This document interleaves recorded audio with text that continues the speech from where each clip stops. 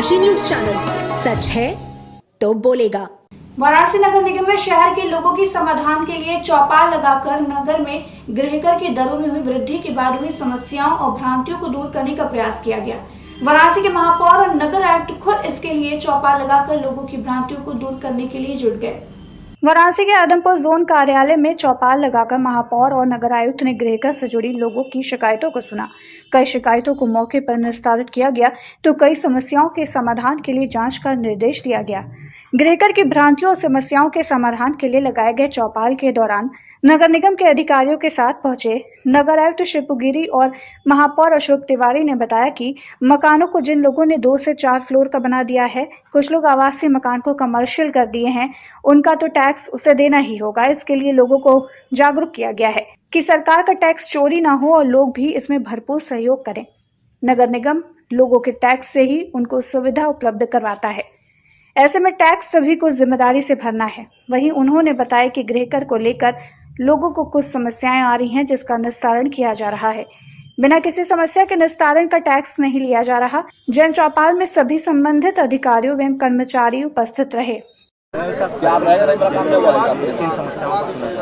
Basically हम लोग जो जन समस्याएं हैं, हम लोग माननीय महापौर जी के मार्गदर्शन में और उनके नियंत्रण प्रेरणा से जोन कार्यालयों पे प्रत्येक दिन जा रहे हैं।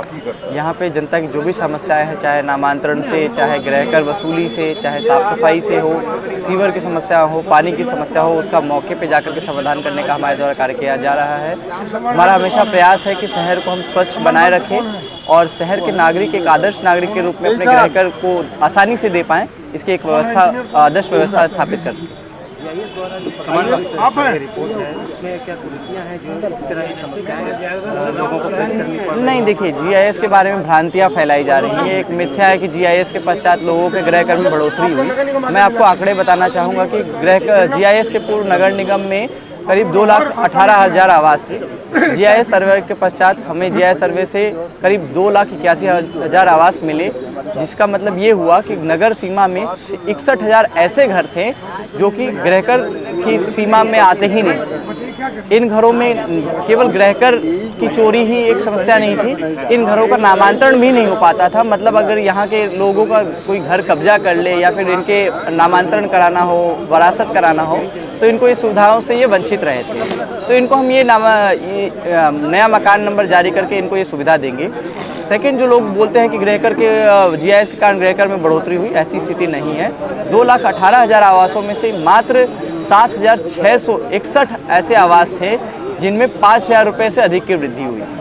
वृद्धि के विभिन्न कारण हैं, बाकी शेष सभी घर ऐसे हैं जिनके गृहकर में सालाना 5,000 से कम की वृद्धि हुई है। वृद्धि के प्रमुख कारण जो है वो है कि यदि मान लीजिए 2010 में आपका मकान 1 तल्ले का था, परंतु अब आपने उसको 2 तल्ला 3 तल्ला कर लिया, तो कारपेट रेट के हिसाब से हम गृहकर लेते हैं, तो एडिशनल कारपेट रेट का आपको गृहकर जुड़ेगा। इसके अलावा मान लीजिए आपका घर पहले आप खुद रहने के लिए प्रयोग करते थे, अब आपने किराएदारी पे दे दिया, या फिर आप वहाँ पे कोई होटल खोल दिए, कोई भी वाणिज्यिक गतिविधि करने लगे, तो हम समस्त नागरिकों का दायित्व है कि वो तत्काल उसे अपडेट कराएं और उसके अनुसार गृहकर दें। मैं सभी को अवगत करना चाहता हूं कि हमारे यहाँ जो गृहकर लगा हुआ है वो 2010 के रेट के हिसाब से है। इसमें कोई भी बढ़ोतरी नहीं की गई, मतलब दरों में कोई बढ़ोतरी नहीं की गई है। जितने भी परिवर्तन हैं वो या तो एरिया के हिसाब से परिवर्तन हुए हैं या फिर उसके प्रयोग में जो परिवर्तन आया है उसके कारण है।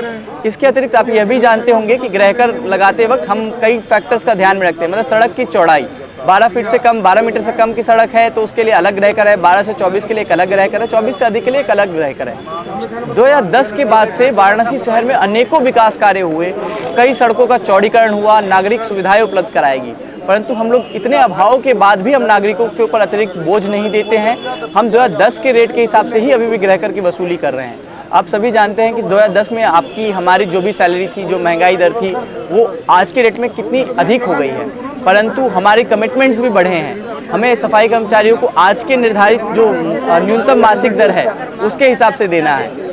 पूर्वांचल की खबरों से जुड़े रहने के लिए आज ही सब्सक्राइब करें हमारा YouTube चैनल डनकाशी, और हाँ, लेटेस्ट अपडेट्स के लिए बेल आइकन को प्रेस करना ना भूलें।